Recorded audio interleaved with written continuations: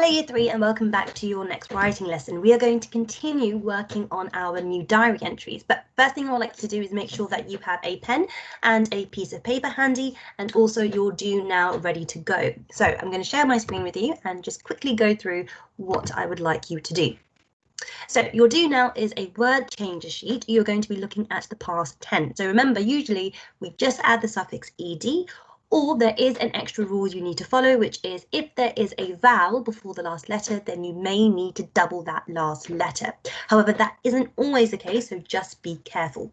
You've then got a challenge at the bottom, but one thing I will flag up, because I know you have very eagle eyes and you will say this before I do, is that number 3 on the challenge is the same as number 1, so you can just ignore that. So pause the video now, and I will be back when you are ready to go through the answers. Okay, so you can either pause the video and go through the answers here by yourself, or you can listen to me go through them. So the first one was given for you. You had the root word, which was walk, and then you added ed for walked. The root word was call, and the past tense was called. Dawdle was the root word of dawdled. You just have to get rid of the ed on the end there. And dawdle means to take a really long time to do something, you know, really taking your time, not really bothered, being quite slow. So I might say people dawdle to the classroom after break. Scream, the past tense would be screamed. Trip, the past tense would be tripped. Hum is the root word of hummed, and it only needs one M. Push, past tense is pushed, just add an ed. Looked, the root word is look. Rush, the past tense is rushed. Yelled, the root word is yell, so again, just chop off that ed on the end. Tip becomes tipped, and you add an extra p before the ed. Smile becomes smiled, and you only need to add a d on the end of that. Miss becomes missed. Wonder becomes wondered, and the root word of clapped is clap with one p. Now your challenge was to find the past tense words of the ones I gave you, and these were all irregular, so they don't follow the ed rule. So number 1 became thought, number 2 became drove, number 3 became thought, but like I said, that's already done for you. Number 4 becomes leapt, number 5 becomes swept, number 6 becomes began, number 7 becomes flew, number 8 becomes swim, number 9 becomes fled, and number 10 became wrote. So those were all irregular past tense verbs, and the easy way to spot those is just to keep on reading and seeing how many you can see in different types of text. So today we are going to be looking at jazzing up our diary writing a little bit by adding adverbs of time and manner. So these are things that are quite familiar to you from both Year 3 and Year 2. But just to recap, adverbs of time tell us when something happened, specifically when. And adverbs of manner tell us how the verb was acted out. How did the person or creature or object perform that action? And that gives us a bit more detail and gives the reader a better picture in mind of how things happened. So firstly, adverbs of time. So examples of this could be last week, a few minutes before, later that day, once I had finished, just after my alarm rang. And you can see each of those phrases has a comma at the end to show us that that is an adverb of time. And also that shows us that it doesn't have to always go at the beginning of the sentence. We can actually move it around.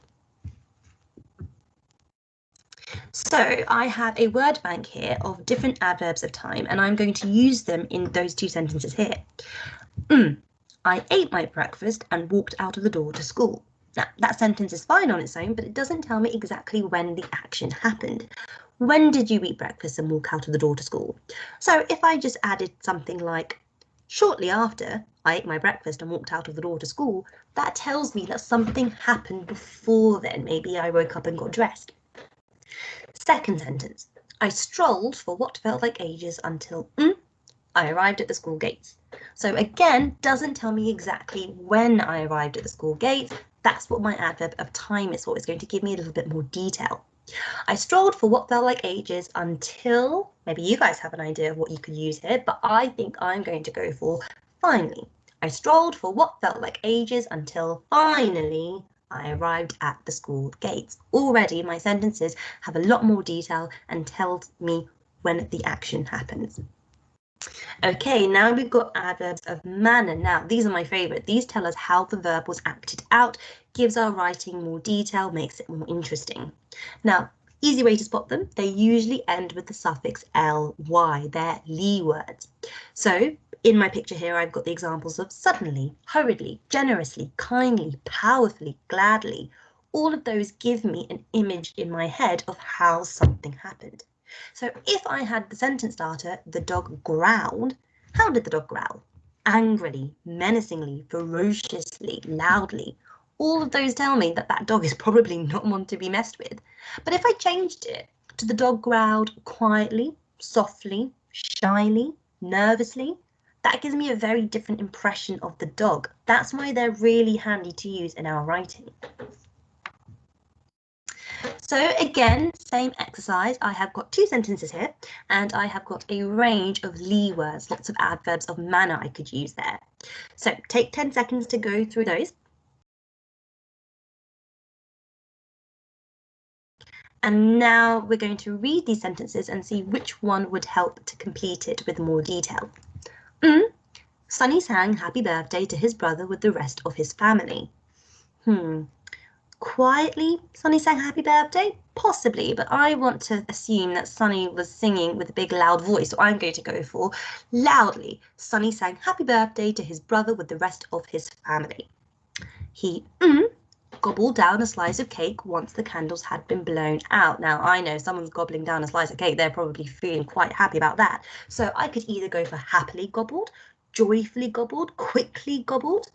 I don't think I'd go for shyly gobbled because gobbled makes it seem like it's a really quick action and you're not really bothered about what's happening around you because you're enjoying that cake so much. So let's go for quickly. He quickly gobbled down a slice of cake once the candles had been blown out.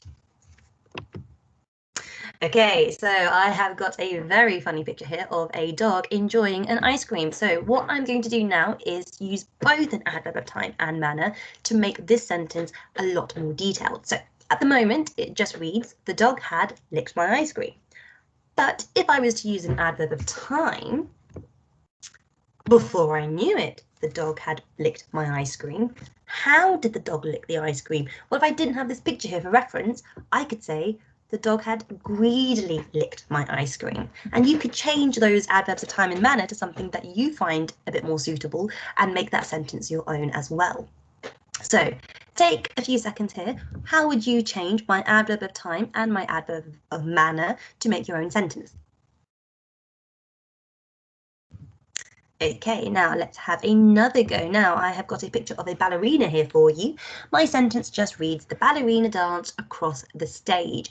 So at the beginning, I want an adverb of time, and then in the middle, after the verb dance, I want an adverb of manner, which remember ends in the suffix ly. So take 10 seconds, again, pause the video. How would you make that sentence more detailed with your own adverbs? Okay, you ready for my example? I went with, as soon as the show started, the ballerina danced gracefully across the stage. That gives me a really nice picture in my head of how she moved very elegantly, very perhaps quickly and speedily without being clumsy. Now, I am going to read to you, or actually you can read as well and follow along, a section of our model text, and I want you to be able to spot both the adverbs of time and the adverbs of manner. So let's read. Soon after, we left the house and began to walk to school. While we were walking, my little sister unfortunately fell off her scooter and I had to give her a piggyback the rest of the way. It was so tiring. Annoyingly, I was nearly late for school, but managed to sneak into class just before the bell. Phew! So take about 15 seconds here. Can you spot where I have used an adverb of time and an adverb of manner? So pause the video and press play when you're ready to go through the answers. Okay, so I have underlined my adverbs of time in red and I have underlined my adverbs of manner in green. Now, again, remember, the reason we're using these in our diaries is to add specific detail to our recounts, because if you think about it, a diary is something you want to go back to and read about your memories from a while ago. If you don't add enough detail, they're not going to be very interesting memories, or it's going to sound like there was nothing really that important to remember. So we are going to use this knowledge to write our next section. So we are going to write about getting to school. So remember, you are writing a diary entry as yourself, but you've woken up either as a boy if you're a girl or a girl if you're a boy. So very similar to the predicament that Bill finds himself into. And what I want to look for today, or what I want to see in your writing when you upload it to Seesaw, is all your great adverbs of time and manner. So going to go through what type of things we're looking for in this section, and then I'm going to model how I would write it. So we've got leaving the house. Soon after we left the house and began to walk to school. So different adverbs of time or manner I could use are after that, hurriedly, as soon as possible. How did you travel to school? Maybe it was a different type of transport. Maybe you took a bike or the tube. Maybe the weather was terrible. Maybe it was a long while after you had eaten breakfast. The whole reason we're using these adverbs of time is to move the action along, but whether that's slowly or quickly is up to you. Then we're going to write about our journey to school. So in the model text we had, while we were walking, I can see my adverb of time there, my little sister unfortunately fell off her scooter and I had to give her a piggyback the rest of the way. It was so tiring. So here the action has been moved along a bit because now I know that we're walking to school. So we could change that up. You could say, while you were chatting in the car, during our trip to school, before we had even reached the end of the road. So maybe something happens along the way. What things could happen? Maybe you run into traffic, maybe you meet a friend along the way, maybe you fall over. So have a think now about what kind of things you might write about when you start writing about walking or traveling to school. And then lastly, we're going to write about getting to school or going into class. So in our model, annoyingly, I was nearly late for school, but managed to sneak into class just before the bell. Phew. So I've got my adverb of manner there with annoyingly. So some ideas you could have are, fortunately, we arrived in plenty of time, or after Miss Ryan had blown the whistle, swiftly, so I've got adverb of manner there, we dashed through the gates. How did you get to class? Maybe you got there just before the bell rang. Maybe you got there late. Maybe you were the last one in. Maybe you snuck past the teacher. Try to make it exciting or engaging for your reader. Make it sound like you were going to have a really interesting day. So what I'm going to do now is show you how I would write this. So here I've got my three sections. I've got leaving the house, my journey to school, and going into class. So hopefully you can see that. So first thing I'm going to write is leaving the house, and I want to start with an adverb of time. Now the thing I did before this was eat breakfast, so I'm going to go for as, capital letter, soon, as soon as I had, past tense, I had.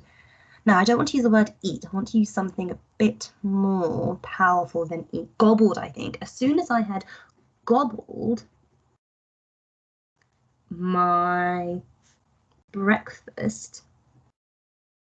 Although just because we're focusing on adverbs of time and manner today, doesn't mean I can't add in things like adjectives. So actually here, I'm just going to do a little star there to show that I'm going to add a bit more detail. My delicious. Good, there we go. As soon as I had gobbled my delicious breakfast, comma, because that comma shows me that that was an adverb of time. Now I'm leaving the house, so I raced, and if I want, I could probably use an adverb of manner here. I raced quickly, although race does tell me that I'm moving quickly, so maybe I don't need it just yet. I raced out of the door and make sure that I have a full stop. Now, like I always say, make sure once you've written a sentence, you go back and make sure there are no mistakes. As soon as I had gobbled my delicious breakfast, I raced out of the mistake there, but you guys spotted that before I did. Double O there for door. Now the second bit is my journey to school. So how am I going to travel to school? I think I'm going to use a bike. So I hopped, two P's, otherwise it's hoped. I hopped onto my trusty, I think, my trusty, did a little arrow there to show that I've added something in, bicycle. Although there's a verb there, so I could probably use an adverb of manner. I quickly, there, I'll use quickly here now. I quickly hopped onto my trusty bicycle and sped, past tense of speed, I sped in the direction of school. Okay, so let's read that again together to make sure I've got no mistakes. I quickly hopped onto my trusty bicycle and sped in the direction of school. Wrong there. It's not a kicking cur, it's a curly cur with a H. Good. Okay, and then I want something to happen on my journey to school. I hopped onto my trusty bicycle. Maybe I meet a friend on the way. Happily. Oh, adverb of manner there. Happily for me, I met my good, what's another word for friend? Make it seem like I'm talking to my diary here in a chatty way. I met my good buddy, 2 Ds. I met my good buddy Luke along the way. Make sure I've got my full sentence, my full stop. Happily for me, I met my good buddy Luke along the way. Now going into class. So again, I'm going to use an adverb of manner adverb of time to move the action along a bit. So I'm going to go for with seconds to spare. With seconds, D on the end, to spare, air, sharing, care, with seconds to spare, comma, because that's my adverb of time, with seconds to spare, I made it right, igger, using my phonics there, I fly high, with seconds to spare, I made it right to the gates just before the last whistle. And I know whistle has a W and a H for that W sound, whistle. And again, I want to make it sound like I'm having a chat with my diary. So I might go, what luck, diary? Short sentence there to show that I'm chatting to my diary like it's a friend. So now I'm going to go back and read and make sure that I've used my adverbs of time and manner. As soon as I had gobbled my delicious breakfast, I raced out of the door. Good, I got soon as. I quickly hopped onto my trusty bicycle and sped in the direction of school. Happily for me, I met my good buddy Luke along the way. With seconds to spare, I made it right to the gates just before the last whistle. What luck, diary! So what I would like you to do is have a go at writing those 3 sections. It only has to be a sentence or 2 for each. So leaving the house, your journey to school, how did you get there and did anything interesting happen along the way, and getting into school or class. Looking really forward to seeing everybody's work on Seesaw. If you have any questions, again, Seesaw's your place to go, but really looking forward to seeing what you guys come up with. See you soon.